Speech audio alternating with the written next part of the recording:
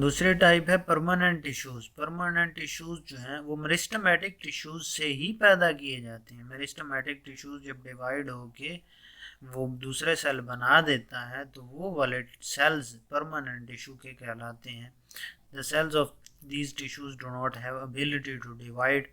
अब उनमें डिवीजन की कैपेबिलिटी ख़त्म हो गई है। अब उनमें डिवाइड होने की खासियत ख़त्म हो गई है। अब वो डिवाइड नहीं कर सकते, अब वो डिवीजन नहीं कर सकते। परमानेंट टिश्यूज़ को आगे 3 हिस्सों में डिवाइड किया गया है। एपिडर्मल टिश्यूज़, ग्राउंड टिश्यूज़ और स्पोर्ट टिश्यूज़।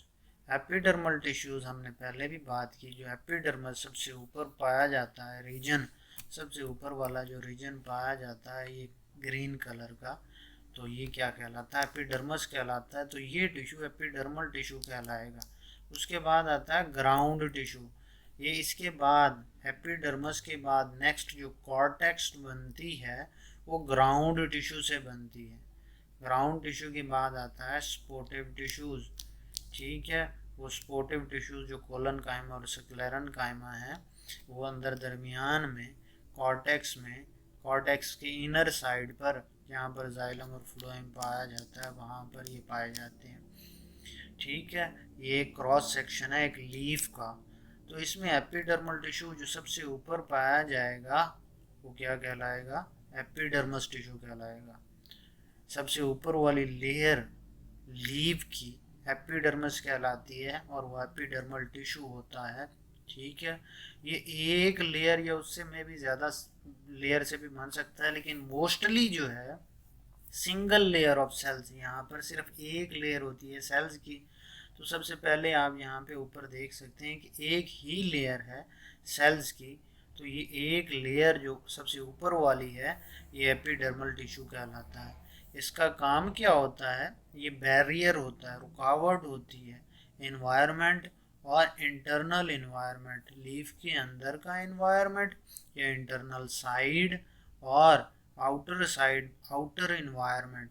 ठीक है, उसके दरमियान में बैरियर के तौर पर काम करता है। बाहर से भी कोई चीज़ अंदर नहीं आने देता और अंदर से भी कोई चीज़ बाहर नहीं जाने देता। तो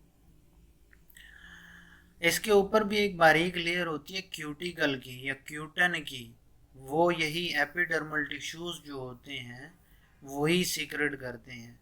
ये हाइड्रोफोबिक लिपिड्स की बनी होती है, लिपिड्स फैट्स वगैरह की बनी होती है।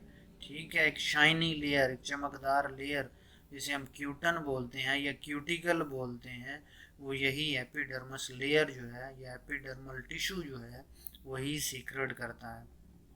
ठीक है, इनके कुछ और भी स्ट्रक्चर बनाए जा सकते हैं। एपिडर्मल टिश्यू के कुछ और भी स्ट्रक्चर्स बनाए जाते हैं। फॉर एग्जांपल अगर हम रूट्स की बात की जाए तो रूट्स में जो रूट हेयर्स बनती हैं वो सारी की सारी एपिडर्मल टिश्यू बनाता है। लीव्स के ऊपर ये जो क्यूटन उन्होंने सीक्रेट किया था ये यही एपिडर्मल टिश्यू करता है। ये ट्राइकोम्स या स्केल्स चंद एक प्लांट लीव्स पर हल्के से स्केल्स बने होते हैं। फॉर एग्जांपल अगर आप सनफ्लावर का लीफ ले लें तो उसके आप ऊपर आपको जो स्पेस, वो जगह जो है वो खुरदरी महसूस होगी, कांटे उसके ऊपर लगे हुए महसूस होंगे। तो ये सारी की सारे ट्राइकोम्स हैं, एक्सटेंशंस हैं, वो एपिडर्मस टिश्यू की हैं। वो एपिडर्मस टिश्यू ग्रोथ करके कांटेदार सूरत अख्तियार कर लेता है ताकि वो क्या है उसकी हिफाजत की जा सके, लीव की हिफाजत की जा सके। ठीक है, ये रूट हेयर्स और चंद एक और भी स्ट्रक्चर्स बनाए जाते हैं। फॉर एग्जांपल हम बात करते हैं स्टोमेटा की, तो स्टोमेटा भी एपिडर्मस ही बनाती है। एपिडर्मस के सेल्स ही खुद को मॉडिफाई करके स्टोमेटा बनाते हैं, खुद को तब्दील करके स्टोमेटा बनाते हैं। नेक्स्ट है ग्राउंड टिश्यू। ग्राउंड टिश्यू में हमने कहा था पेरन कायमा है, कोलन कायमा सेल्स हैं। पेरन कायमा सेल्स जो होते हैं, पेरन कायमा सेल्स, ये सबसे ज़्यादा पाए जाने वाले प्लांट में सेल्स यही हैं। ठीक है, ये स्फेरिकल होते हैं, ऑलमोस्ट स्फेरिकल होते हैं, मतलब गोल होते हैं। लेकिन यहाँ पर ये किसी भी चीज़ के साथ अटैच होते हैं वहाँ पर ये फ्लैट हो जाते हैं। फ्लैट का मतलब बिल्कुल ज़रा सीधे हो जाना। ठीक है, तो यहाँ पर ये कांटेक्ट करते हैं, किसी भी दूसरे सेल के साथ अटैच होते हैं, तो वहाँ पर ये फ्लैट हो जाते हैं। प्लांट के लीफ में जो पेरेन्काइमा सेल होते हैं उन्हें हम मीजोफिल सेल कहते हैं। मीजोफिल सेल वो हैं जिनमें क्लोरोप्लास्ट पाया जाता है और फोटोसिंथेसिस करने के काम आते हैं।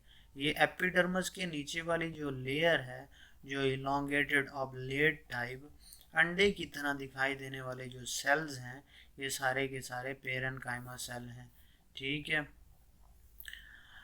इनके पास जो सेल वॉल होती है वो भी वेरी थिन होती है। पहले भी हम पढ़ चुके हैं कि वेरी थिन सेल वॉल रखने वाले जो सेल्स हैं वो सिंपल टिश्यूज से ताल्लुक़ रखते हैं। ठीक है, तो मेसोफिल सेल जो है ये थिन वॉल्ड होती हैं, इनकी वॉल्स बहुत ही थिन होती हैं। ठीक है, दूसरे पार्ट्स में ये प्लांट्स के बारे में हमने बात की कि प्लांट में मेसोफिल सेल्स जो हैं उनको हम पेरेन्काइमा सेल कहते हैं। ठीक है, यहाँ पर ये फोटोसिंथेसिस का काम कर रहे हैं। यहाँ पर ये फोटोसिंथेसिस, मेसोफिल का काम क्या होता है? फोटोसिंथेसिस करना, क्योंकि इनमें क्लोरोप्लास्ट पाया जाता है और क्लोरोप्लास्ट सनलाइट को अब्जॉर्ब करने के काम आता है। जबकि दूसरे पार्ट्स में, रूट्स में और स्टेम में यही पेरेन्काइमा सेल रेस्पिरेशन और प्रोटीन सिंथेसिस का काम करते हैं। रेस्पिरेशन और प्रोटीन सिंथेसिस, प्रोटीन बनाने का काम करते हैं और रेस्पिरेशन करने का काम करते हैं। रेस्पिरेशन ऑक्सीजन के एक्सचेंज के अमल को कहते हैं और कार्बन डाइऑक्साइड के रिलीजिंग के अमल को कहते हैं। सपोर्ट टिश्यूज, सपोर्ट टिश्यूज क्या होते हैं? जो कि बॉडी को सपोर्ट करते हैं, प्लांट बॉडी को सपोर्ट करते हैं, उन्हें हम सपोर्ट टिश्यूज का नाम देते हैं। सपोर्ट टिश्यूज में हमने कहा दो टाइप हैं। ठीक है, कोलनकाइमा टिश्यूज हैं, ठीक है, स्क्लेरेनकाइमा टिश्यूज हैं।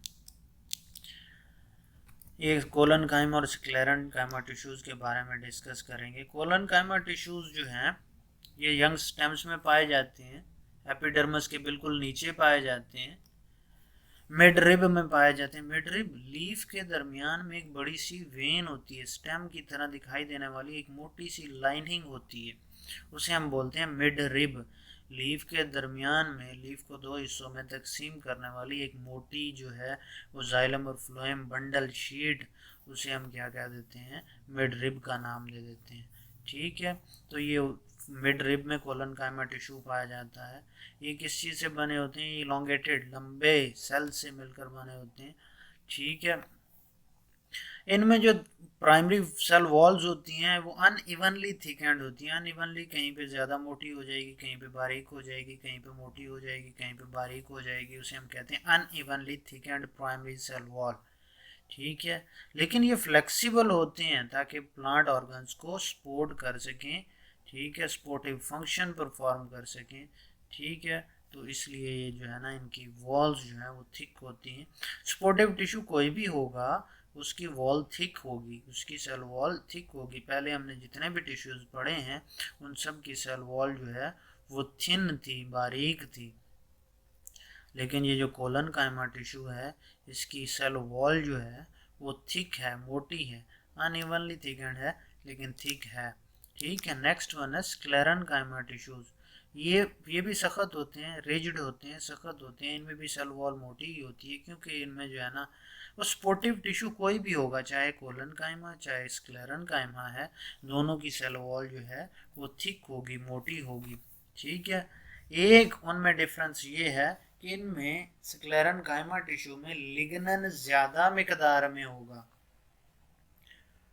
और ये क्या है? कोलनकाइमा टिश्यू से ज्यादा रिजिड होगा, ज़्यादा सख्त होगा, ज़्यादा हार्ड होगा। ठीक है, इनकी सेल वॉल जो है ये यहाँ पे आप देख सकते हैं कि इनकी सेल वॉल बहुत ही थिक कर दी गई है, मोटी। ये रेड कलर जो है इनकी सेल वॉल को शो कर रहा है।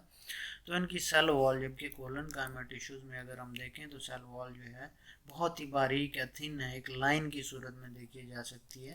लेकिन यहाँ पर बॉर्डर्स से बने हुए हैं, अच्छे खासे मोटे जो है वो उनके बॉर्डर्स बने हुए हैं, ये उनकी सेल वॉल है। ठीक है, दरअसल जो लकड़ी बनती है वो सारी की सारी स्क्लेरेनकाइमा टिश्यू ही होता है, क्योंकि उनकी सेल वॉल बहुत ही मोटी होती हैं। ठीक है, और वो क्या है, वो खुश्क होके उसके दरमियान में जो प्रोटोप्लाज्म होता है वो खुश्क होके वो लकड़ी में कन्वर्ट हो जाता है, वुड में कन्वर्ट हो जाता है। ये जब मैच्योर हो जाते हैं ये और ज़्यादा लंबे नहीं हो सकते क्योंकि इनमें सेल वॉल बहुत ही थिक होती है, इसलिए ये जो है ना फ्लेक्सिबल, हम ये कह सकते हैं फ्लेक्सिबल नहीं है। कोलन कायमा फ्लेक्सिबल थे, लेकिन स्क्लेरन कायमा टिश्यू जो है वो फ्लेक्सिबल नहीं है, बिल्कुल भी फ्लेक्सिबल नहीं है।